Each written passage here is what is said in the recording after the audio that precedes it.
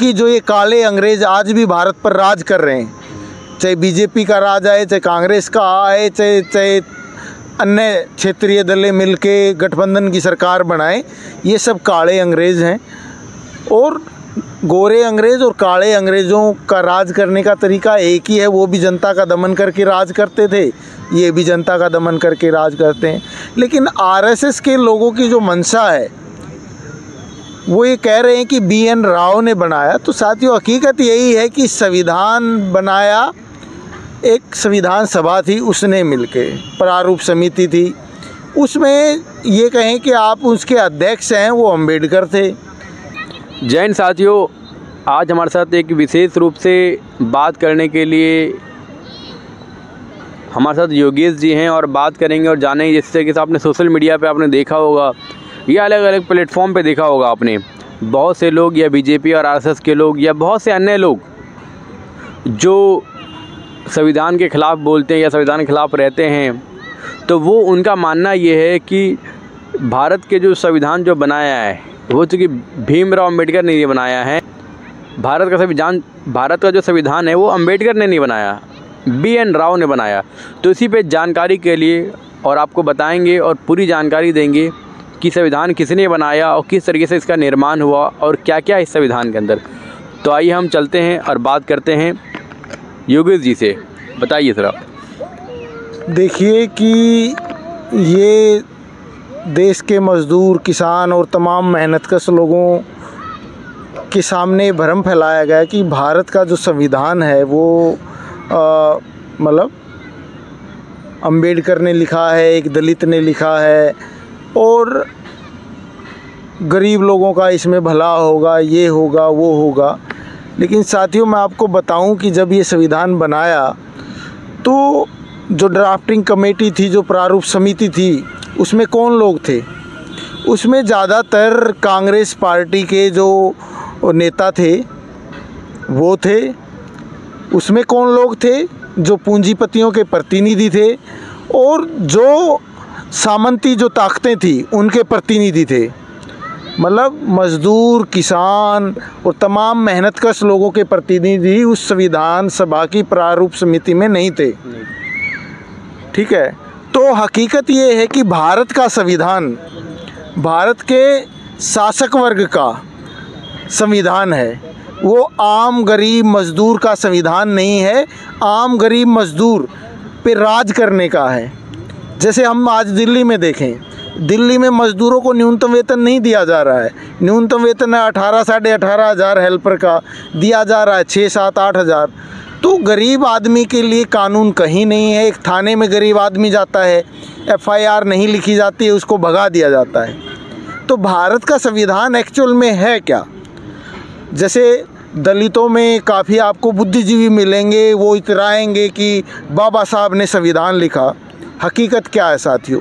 भारत का जो संविधान है उसका 70 से 80% हिस्सा जो अंग्रेज़ जिन कानूनों से भारत पर राज कर रहे थे, यानी 1947 से पहले जिन कानूनों के तहत भारत पर राज किया जा रहा था, वो कानून ज्यों के त्यों संविधान में ले लिए गए।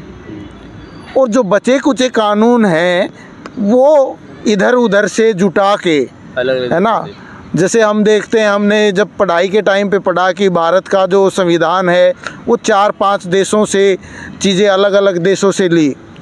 अमेरिका से कुछ लिया, कुछ इंग्लैंड से लिया, ऐसे करके आयरलैंड से लिया, ऐसे करके 4-5 देशों से लेके भारत का संविधान बनाया गया। लेकिन हकीकत क्या है? हकीकत ये है कि 70-80% भारत का संविधान जब अंग्रेज़ भारत पर राज कर रहे थे उसकी कंटिन्यूटी है। क्योंकि जो ये काले अंग्रेज़ आज भी भारत पर राज कर रहे हैं, चाहे बीजेपी का राज आए, चाहे कांग्रेस का आए, चाहे अन्य क्षेत्रीय दलें मिलके गठबंधन की सरकार बनाए, ये सब काले अंग्रेज़ हैं। और गोरे अंग्रेज़ और काले अंग्रेज़ों का राज करने का तरीका एक ही है, वो भी जनता का दमन करके राज करते थे, ये भी जनता का दमन करके राज करते हैं। लेकिन आरएसएस के लोगों की जो मंशा है वो ये कह रहे हैं कि BN राव ने बनाया। तो साथियों, हकीकत यही है कि संविधान बनाया एक संविधान सभा थी, उसने मिलके, प्रारूप समिति थी, उसमें ये कहें कि आप उसके अध्यक्ष हैं, वो अंबेडकर थे, BN राव सलाहकार थे, तो BN राव का भी रोल है, अंबेडकर का भी रोल है। लेकिन जो बात ये फैलाई जा रही है ये मुख्य बात नहीं है। ये जो भारत का संविधान है ये सेवा किसकी करता है? तो हम देखते हैं कि भारत का संविधान देश के पूंजीपति वर्ग की सेवा करता है, नेताओं की सेवा करता है, अफसरों की सेवा करता है और माफिया लोगों की सेवा करता है। तो हकीकत ये है, जनता को ये जानना चाहिए। और ये जो संविधान है ये मज़दूर, किसान और तमाम जो मेहनतकश लोग हैं उन पे राज करने के लिए बनाया गया है। उनका संविधान नहीं है, उन पे राज करने के लिए बनाया गया है। तो जब मज़दूर किसान इस देश का उठेगा तो इस संविधान और इस सिस्टम को बदल के आम जनता का राज लेके आएगा, जो भगत सिंह चाहते थे। आज हम देख रहे हैं कि आज़ादी के 77 साल बाद भी लोग खाने के लिए मोहताज हैं, लोगों के पास अपना घर नहीं है। लोग यहाँ 20-20 साल से रह रहे हैं दिल्ली के अंदर, कोई झुग्गियों में रह रहा है, कोई किराए के कमरे में रह रहा है और छोटी सी जगह में पूरा परिवार गुजारा कर रहा है। गाँव में देखते हैं तो लोग छोटी छोटी झुग्गियों में आज भी रह रहे हैं, जहाँ पिछड़े इलाके हैं, बिहार, छत्तीसगढ़, उड़ीसा, उसमें देखेंगे कि लोगों के पास खपरेल की छतें हैं। तो हकीकत क्या है, 77 साल में किसके लिए काम किया इस संविधान ने? अंबानी, अडानी, टाटा, बिरला, इनके लिए काम किया। तमाम जो अफसर हैं, तमाम जो नेता हैं, कोई गरीब परिवार से भी नेता बना, अफसर बना, आज देख लीजिए करोड़ों अरबों की संपत्ति है उनकी।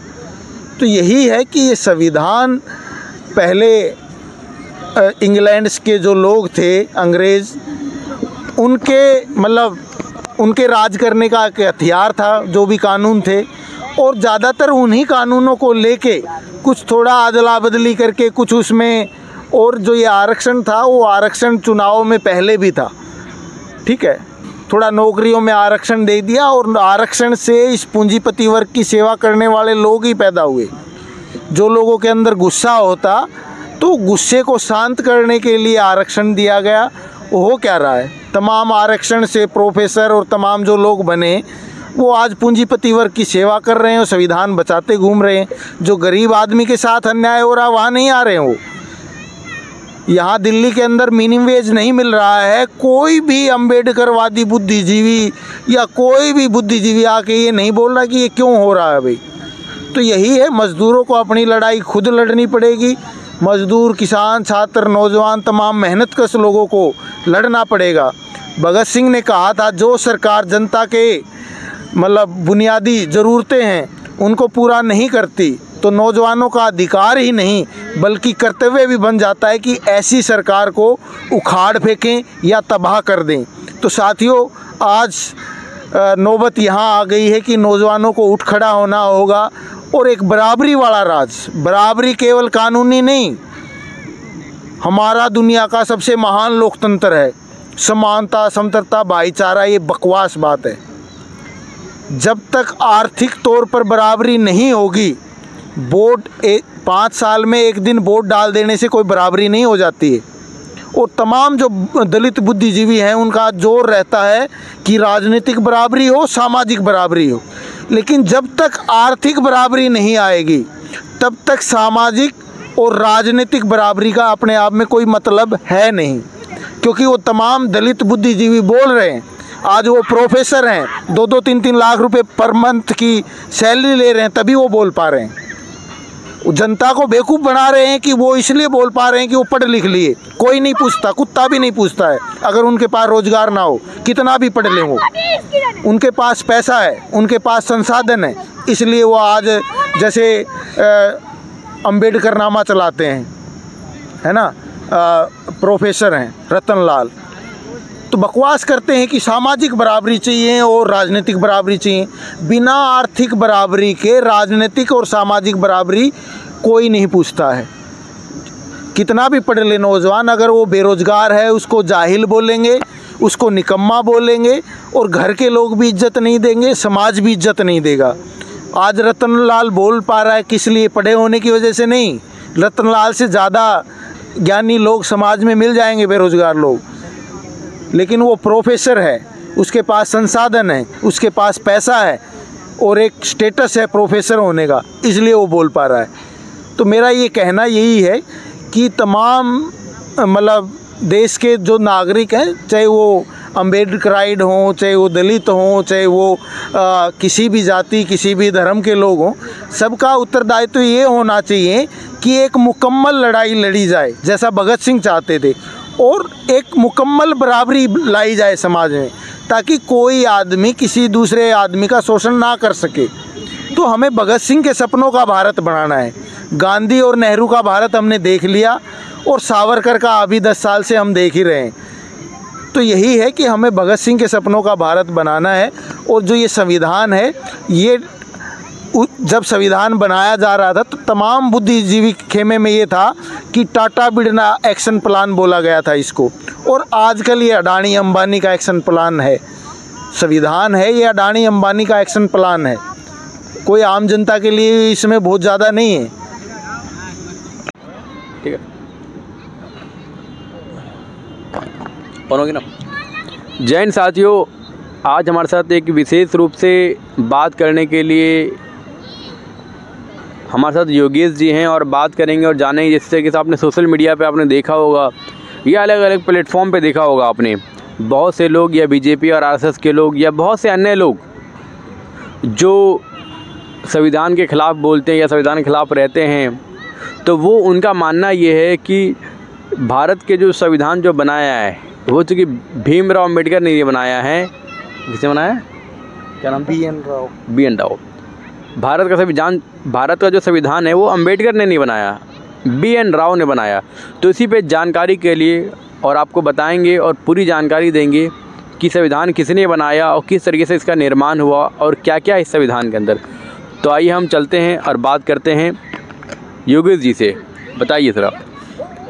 देखिए कि ये देश के मज़दूर, किसान और तमाम मेहनतकश लोगों के सामने भ्रम फैलाया गया कि भारत का जो संविधान है वो मतलब अंबेडकर ने लिखा है, एक दलित ने लिखा है और गरीब लोगों का इसमें भला होगा, ये होगा, वो होगा।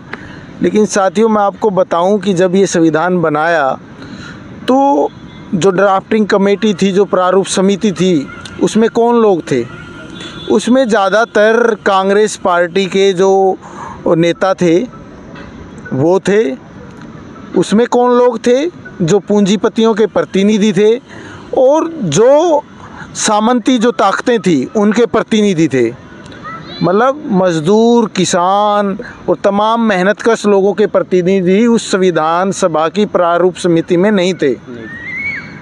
ठीक है, तो हकीकत ये है कि भारत का संविधान भारत के शासक वर्ग का संविधान है, वो आम गरीब मज़दूर का संविधान नहीं है।